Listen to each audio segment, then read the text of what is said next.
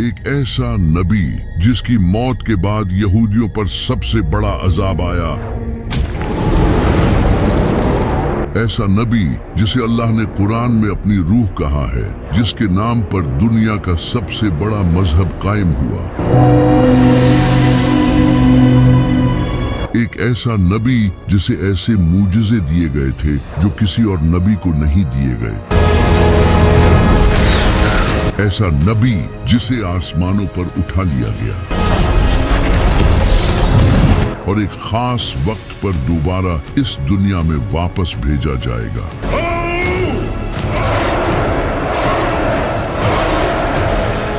اس کا نام تھا حضرت عیسیٰ علیہ السلام۔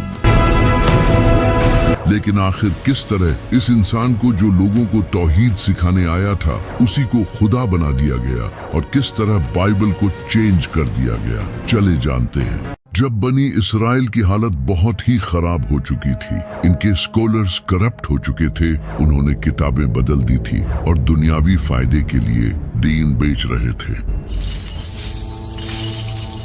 انہوں نے پورے دین کو ہی اپنے مطابق بدل دیا تھا۔ اوپر سے اس وقت فلسطین پر رومن امپائر کی حکومت تھی جو کہ یہودیوں پر بہت ظلم کرتی تھی۔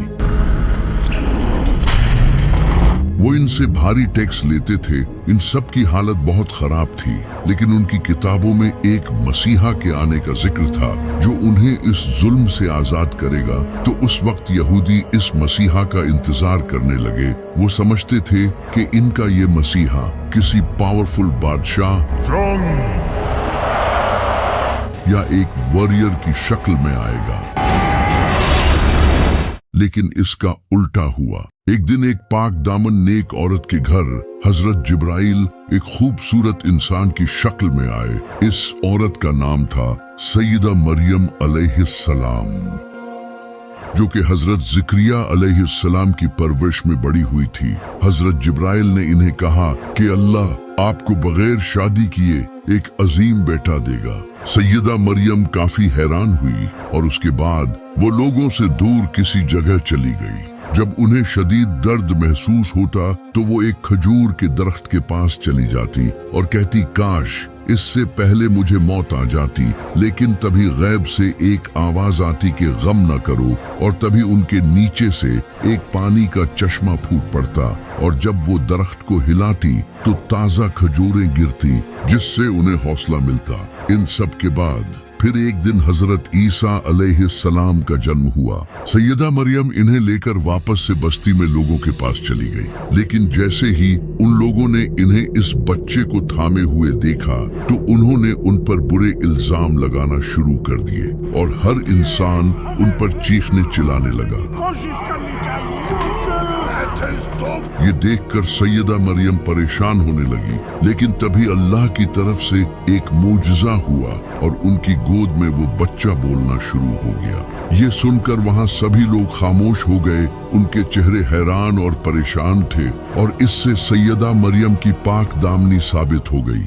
اس کے بعد سیدہ مریم نے حضرت عیسیٰ علیہ السلام کی پرورش کی۔ وہ بچپن سے ہی ایک نیک اور سادہ شریف انسان تھے۔ وہ کم کھانا کھاتے تھے، سادہ کپڑے پہنتے تھے اور اپنا زیادہ وقت عبادتوں میں گزارتے تھے۔ وہ مٹی کے پرندے بنا کر اللہ کی مدد سے انہیں زندہ کر دیتے تھے۔ ان کے پاس اتنا علم تھا کہ صرف 12 سال کی عمر میں ہی وہ اس وقت کے بڑے ٹیچرز کے ساتھ ایسی ڈیبیٹس کرتے تھے کہ ان کی عقل دنگ رہ جاتی تھی۔ اللہ نے انہیں کئی معجزے دیے تھے۔ جب حضرت عیسیٰ علیہ السلام تھوڑے بڑے ہوئے تو انہوں نے اللہ کا پیغام لوگوں تک پہنچانا شروع کیا۔ وہ لوگوں کو توحید سکھانے لگے اور حضرت موسیٰ علیہ السلام کے بتائے لاز سکھانے لگے جنہیں ان پریسٹ نے بدل دیا تھا، اور لوگوں کو ایک دوسرے کے ساتھ اچھائی کرنے کی تعلیم دینے لگے۔ جب لوگ ان کی نبوت پر شک کرتے تو وہ انہیں معجزہ دکھاتے۔ وہ اندھوں اور بہروں کو اللہ کی مدد سے بالکل ٹھیک کر دیتے تھے اور مردوں کو اللہ کی مدد سے زندہ کر دیتے تھے۔ وہ مٹی کے پرندے بناتے اور ان میں پھونک مارتے تو وہ اڑنے لگتے۔ यहाँ तक कि वो लोगों को ये तक बता देते थे कि उन्होंने क्या खाया है और अपने घरों में क्या क्या जमा कर रखा है। एक बार तो उनसे कुछ लोगों ने कहा कि अगर आप सच्चे हैं तो आसमान से हमारे लिए खाना मंगवा दे। तभी अल्लाह ने उनके लिए आसमान से एक शानदार दावत उतारी और कहा कि अगर अब भी तुम लोग हक से मुंह मोड़ोगे तो तुम्हें दर्दनाक अजाब दिया जाएगा। लेकिन जब उस वक्त के प्रीस्ट ने ये सब देखा तो वो जान गए कि इन सब से उनकी असलियत लोगों के सामने आ जाएगी। उन्होंने लोगों को बेवकूफ बनाकर जो दौलत जमा कर रखी थी अब वो सब खतरे में थी।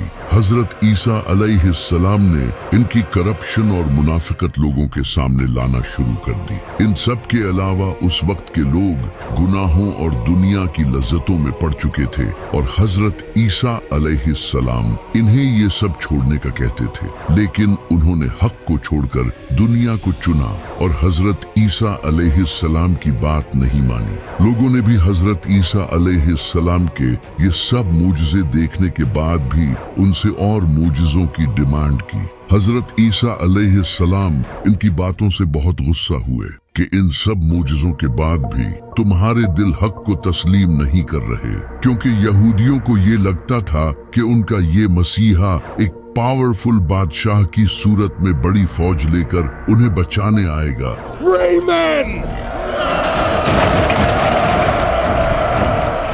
जबकि हजरत ईसा अलैहिस्सलाम उनकी तरह ही एक आम इंसान थे, बल्कि वो तो और भी ज्यादा सादा जिंदगी गुजारते थे।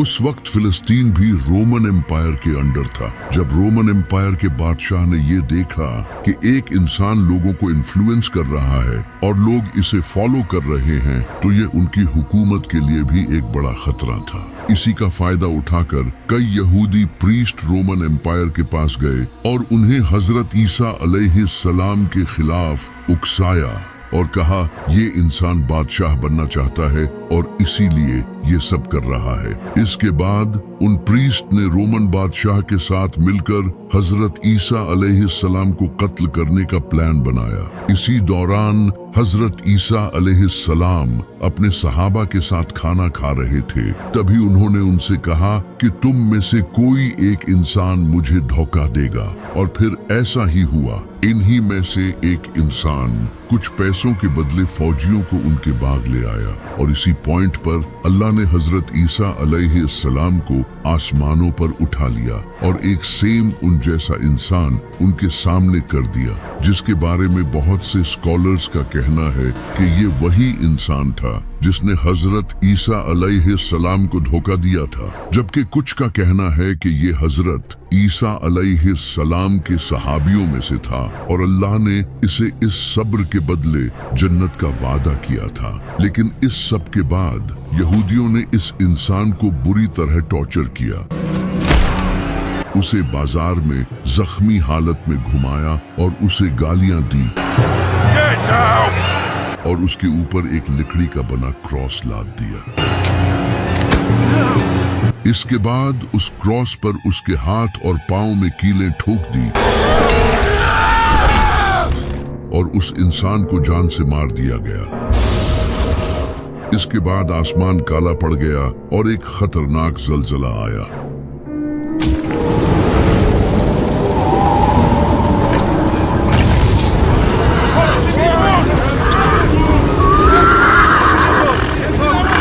ये उन लोगों के लिए एक निशानी थी आने वाले अजाब की। लेकिन हजरत ईसा अलैहिस्सलाम को एक खास वक्त के लिए आसमानों पर उठा लिया गया है। अब वो दज्जाल का मुकाबला करने आएंगे, जिस पर हमने एक प्रॉपर वीडियो बनाई है। इस इंसान की मौत के बाद इनके साथियों के दरमियान डिस्कशन होने लग गई। इनके कुछ सहाबा ये मानते थे कि अल्लाह ने हजरत ईसा अलैहिस्सलाम को आसमानों पर उठा लिया है, जबकि कुछ का कहना था कि वो मर चुके हैं। जबकि कुछ का कहना था कि वो वापस आएंगे। इस तरह हजरत ईसा अलैहिस्सलाम के बारे में कहानियां फैलने लगी।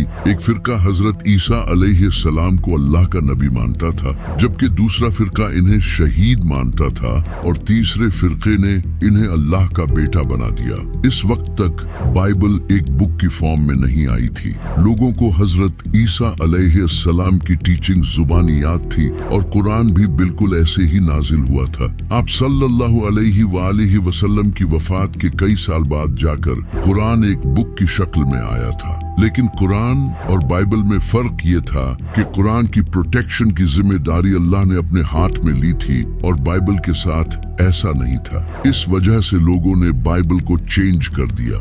जब 70 ईस्वी में एक इंसान जो कि हजरत ईसा अलैहिस्सलाम के फॉलोअर्स से इतनी नफरत करता था कि उन्हें टॉर्चर करता और जेलों में डाल दिया करता था, इस इंसान का नाम था सॉल ऑफ टार्सिस। इसने काफी टाइम तक हजरत ईसा अलैहिस्सलाम के फॉलोअर्स को टॉर्चर किया, क्योंकि हजरत ईसा अलैहिस्सलाम के ये फॉलोअर्स एक अल्लाह की इबादत करते थे और इन रोमन के झूठे खुदाओं की पूजा नहीं करते थे। इस वजह से हजरत ईसा अलैहिस्सलाम के इन फॉलोअर्स ने बहुत जुल्म सहा। लेकिन फिर एक दिन इसने क्लेम किया कि इसने ख्वाब में हजरत ईसा अलैहिस्सलाम को देखा है, जबकि इसने अपनी लाइफ में कभी हजरत ईसा अलैहिस्सलाम को देखा ही नहीं था। इसके बाद इसने अपना नाम चेंज करके पॉल द अपोस्टल रख लिया। इसने लोगों को ये बताना शुरू किया कि हजरत ईसा अलैहिस्सलाम कोई नबी नहीं बल्कि खुदा के बेटे थे। इसने ये आइडिया ग्रीक्स और रोमन्स से लिया था, जिनके झूठे खुदाओं के बेटे भी हुआ करते थे, जैसे हेराक्लस। इसने इन आइडियाज से अपनी एक अलग ही क्रिश्चियनिटी बना ली, जिसे उस वक्त के लोग एक्सेप्ट करने लगे, क्योंकि वो पहले से ही ग्रीक्स और रोमन्स के इन कॉन्सेप्ट को मानते थे। तो ये नई टाइप की क्रिश्चियनिटी उन्हें रिलेटेबल लगी। पॉल ने लोगों से कहा कि जीसस ने अपनी जान की कुर्बानी इंसानियत के गुनाहों की माफी के लिए दी है। इनके तरीकों पर चलने की हमें कुछ खास जरूरत नहीं है, बल्कि हमें तो इनकी इस कुर्बानी को मानना है। यानी कि इस इंसान ने क्रिश्चियनिटी को ही बदल दिया था। इसने डिफरेंट चर्चेस को लेटर भेजे और बाइबल में अपने इन कॉन्सेप्ट्स को ऐड करवाया, जो कि बाद में जाकर न्यू टेस्टामेंट का हिस्सा बने। लेकिन जेरूसलम में हजरत ईसा अलैहिस्सलाम के कुछ फॉलोअर्स ने पॉल के इन आइडियाज को रिजेक्ट किया और उन्हें अल्लाह का एक नबी ही माना। इन्हीं लोगों में से एक हजरत ईसा अलैहिस्सलाम के भाई भी थे, लेकिन इनकी इन बातों की तरफ लोगों ने ध्यान नहीं दिया और पॉल की इस नई क्रिश्चियनिटी को लोगों ने एक्सेप्ट करना शुरू कर दिया और ये लोगों में फेमस हो गई। इस वक्त तक बाइबल को एक बुक की शक्ल दे दी गई थी और इसे हजरत ईसा अलैहिस्सलाम की वफात के 40 से 80 साल बाद लिखा गया था और इसके 4 गॉस्पल्स थे, मार्क, मैथ्यू, लूक और जॉन। इन चारों गॉस्पल्स में हजरत ईसा अलैहिस्सलाम के बारे में एक दूसरे से डिफरेंट बातें लिखी थी और कई ऐसी बातें भी लिखी थी जो कि हजरत ईसा अलैहिस्सलाम ने कभी भी नहीं कही। हजरत ईसा अलैहिस्सलाम के मुझसे जैसे मुर्दों को जिंदा करना, परिंदों में रूह डालना, इन्हें अल्लाह का बेटा प्रूव करने के लिए दलील के तौर पर यूज किया जाने लगा, जबकि ये तो मुझसे उन्हें अल्लाह की तरफ से दिए गए थे। लेकिन उस वक्त कई पुरानी गॉस्पल्स भी मौजूद थी, जैसे कि gospel of Thomas, gospel of Barnabas, gospel of Hebrews. इनमें हजरत ईसा अलैहिस्सलाम को एक नबी ही लिखा गया था, लेकिन उन गॉस्पल्स को चर्च के लीडर्स ने गलत कहा और इन्हें कबूल नहीं किया।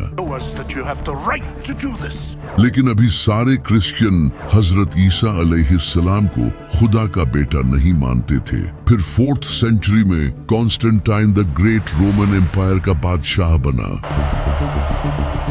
इस वक्त इसकी पूरी एम्पायर पॉलिटिक्स, जंग और रिलीजन की वजह से आपस में ही डिवाइड हो चुकी थी। तो इसने अपनी पूरी एम्पायर को यूनाइट करने के लिए लोगों को आजादी दे दी कि वो अपने रिलीजन को ओपनली फॉलो कर सकते हैं। ये पहली बार हुआ था कि क्रिश्चियनिटी भी एक रिलीजन बन चुकी थी जिसे लोग आजादी से फॉलो कर सकते थे। इससे पहले लोग क्रिश्चियंस पर जुल्म करते थे और इनके रिलीजन के भी खिलाफ थे। इस वक्त क्रिश्चियनिटी के 2 फिरके थे, एक जो हजरत ईसा अलैहिस्सलाम को नबी मानते थे, दूसरे जो इन्हें खुदा का बेटा मानते थे। इन्हीं फिरके में से एक इंसान खड़ा हुआ जिसका नाम था एरियस, जो कि लोगों को बताने लगा कि हजरत ईसा अलैहिस्सलाम अल्लाह के नबी थे, न कि उनके बेटे। इनकी बातों को कई लोगों का सपोर्ट भी मिला, लेकिन उस वक्त के चर्च के लीडर्स ने इसकी सख्त मुखालफत की, जो कि हजरत ईसा अलैहिस्सलाम को खुदा का बेटा मानते थे।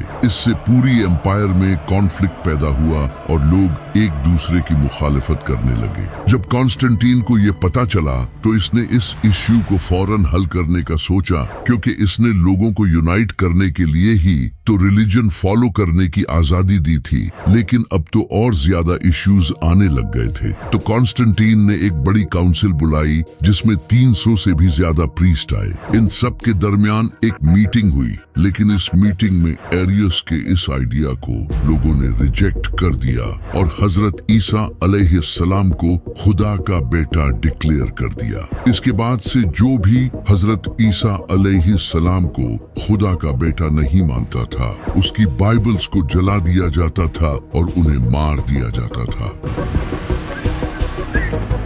इससे पूरी एम्पायर में एक ही क्रिश्चियनिटी कायम हुई, वो जो हजरत ईसा अलैहिस्सलाम को खुदा का बेटा मानते थे, ताकि लोगों के दरमियान इख्तिलाफ न हो। इस वक्त तक बाइबल के कई वर्जन्स मौजूद थे और लोग इन डिफरेंट वर्जन्स को पढ़ते थे, लेकिन चर्च को कोई एक बाइबल चाहिए थी। तो चर्च की काउंसिल ने 27 मुख्तलिफ बाइबल्स के वर्जन सिलेक्ट किए, जिनमें हजरत ईसा अलैहिस्सलाम को खुदा का बेटा बताया गया था और बाकी सारे वर्जन्स को जला दिया। इसी वजह से आज बाइबल के कुछ ही पुराने वर्जन्स हैं जिनमें हजरत ईसा अलैहिस्सलाम को एक नबी बताया गया है। फिर जब बाइबल को लैटिन में ट्रांसलेट किया गया तो बाइबल का वो वर्जन रोमन कैथोलिक चर्च में ऑफिशियल डिक्लेयर कर दिया गया और इस तरह वो बाइबल पूरी दुनिया में फैल गई। फिर जब नबी सल्लल्लाहु अलैहि वसल्लम ने ऐलान नबूवत किया और लोगों को पता चलने लगा कि मक्का में एक नबी आए हैं, तो नजरान के कुछ क्रिश्चियन प्रीस्ट नबी सल्लल्लाहु अलैहि वसल्लम के पास आए। उन्होंने नबी सल्लल्लाहु अलैहि वसल्लम के साथ डिबेट की, क्योंकि नबी सल्लल्लाहु अलैहि वसल्लम हजरत ईसा अलैहिस्सलाम को अल्लाह का नबी मानते थे, न कि अल्लाह का बेटा। आप सल्लल्लाहु अलैहि वसल्लम ने इनके सामने कुरान की आयत पेश की, लेकिन उन्होंने मानने से इनकार कर दिया। तो फिर अल्लाह ने नबी सल्लल्लाहु अलैहि वसल्लम से फरमाया कि आप अपने घर वालों को ले आएं और ये अपने घर वालों को फिर एक खुले मैदान में खड़े होकर अल्लाह से दुआ करें। जो सच्चा होगा उसकी दुआ कबूल होगी और जो झूठा होगा उस पर अल्लाह का अजाब नाजिल होगा। तो नबी सल्लल्लाहु अलैहि वसल्लम अपने साथ इमाम अली, सैयदा फातिमा, इमाम हसन और इमाम हुसैन को लेकर आए, लेकिन जब इन क्रिश्चियन प्रीस्ट ने दूर से इनको आते देखा तो इनमें से एक प्रीस्ट ने कहा, खुदा की कसम, मैं ऐसे चेहरे देख रहा हूँ कि अगर ये अल्लाह से दुआ करें तो अल्लाह इनके लिए पहाड़ों को भी हिला देगा। इनसे डिबेट मत करो वरना हम तबाह हो जाएंगे। तो उन्होंने नबी सल्लल्लाहु अलैहि वसल्लम के साथ डर के मारे अग्रीमेंट कर लिया। हजरत ईसा अलैहिस्सलाम को कत्ल करने की साजिश यहूदियों की सबसे बड़ी गलती थी, क्योंकि हजरत ईसा अलैहिस्सलाम यहूदियों के लिए आखिरी मौका थे। अल्लाह ने उन्हें खुले मुजज़ों के साथ इनके पास भेजा था ताकि वो हक को कबूल कर लें। ऐसे मुजज़े किसी भी नबी को नहीं दिए गए थे, लेकिन उन्होंने ईमान लाने की बजाय इनकार कर दिया। फिर अल्लाह ने उन पर एक के बाद एक अजाब नाजिल किया। जब अल्लाह ने हजरत ईसा अलैहिस्सलाम को आसमानों पर उठा लिया तो कुछ टाइम बाद यहूदियों ने रोमन एम्पायर के खिलाफ बगावत शुरू कर दी, क्योंकि यहूदी खुद हुकूमत हासिल करना चाहते थे। यहूदियों ने यरूशलेम में रोमन्स को हराकर आजादी हासिल कर ली। जब उस वक्त के रोमन बादशाह नीरो को ये खबर मिली तो उसने अपने बेटे टाइटस को एक फौज के साथ यरूशलेम भेजा। टाइटस ने यरूशलेम को सीज कर लिया और शहर को फतह कर लिया। इसके बाद रोमन्स ने यहूदियों के टेम्पल को तबाह कर दिया और ये हजरत ईसा अलैहिस्सलाम ने पहले ही बता दिया था, जो आज भी बाइबल में लिखा है। जब टेम्पल तबाह कर दिया गया तो इसकी एक दीवार बाकी रह गई जो आज तक मौजूद है, जिसे यहूदी चूमते हैं। यही वो वेस्टर्न वॉल है। सिर्फ टेम्पल ही नहीं, रोमन्स ने 10 लाख से ज्यादा यहूदियों को कत्ल कर दिया, हजारों यहूदियों को गुलाम बना लिया गया और आखिरकार इन्हें यरूशलेम से निकाल दिया गया, जिसके बाद यहूदी दुनिया भर में बिखर गए। इस वक्त यहूदी अब भी रोमन एम्पायर के अंडर थे। फिर एक दिन रोमन बादशाह कॉन्स्टेंटाइन ने क्रिश्चियनिटी कबूल कर ली और क्रिश्चियनिटी को रोमन एम्पायर का ऑफिशियल मजहब बना दिया। इसके बाद रोमन्स ने यहूदियों को मारना शुरू कर दिया, क्योंकि वो इन्हें हजरत ईसा अलैहिस्सलाम का कातिल समझते थे। यूं यहूदी और क्रिश्चियंस एक दूसरे के दुश्मन बन गए और ये दुश्मनी सदियों तक जारी रही। यहूदियों पर जुल्म होते रहे। फिर 15th सेंचुरी में कैथोलिक चर्च पूरे यूरोप का सबसे बड़ा चर्च बन गया और क्रिश्चियनिटी पूरे यूरोप में फैल गई। इसी वजह से स्पेन, इंग्लैंड, फ्रांस और जर्मनी जैसे कई कंट्रीज से यहूदियों को निकाल दिया गया। इन्हें जबरदस्ती क्रिश्चियनिटी कबूल करने पर मजबूर किया गया और जो इनकार करते थे उन्हें कत्ल कर दिया जाता। इन्हें बड़ी पोस्ट्स पर जॉब्स भी नहीं दी जाती और इन पर बहुत जुल्म किए जाते थे। ये सब तकरीबन 1000 साल तक चलता रहा। फिर वर्ल्ड वॉर 2 हुई, जिसमें नाज़ियों ने लाखों यहूदियों को कत्ल किया और उन पर बहुत जुल्म हुआ। ये सब देखकर क्रिश्चियंस को यहूदियों पर तरस आने लगा और वो अपने चर्चेस में यहूदियों के हक में आवाज उठाने लगे। उन्होंने लोगों को समझाना शुरू किया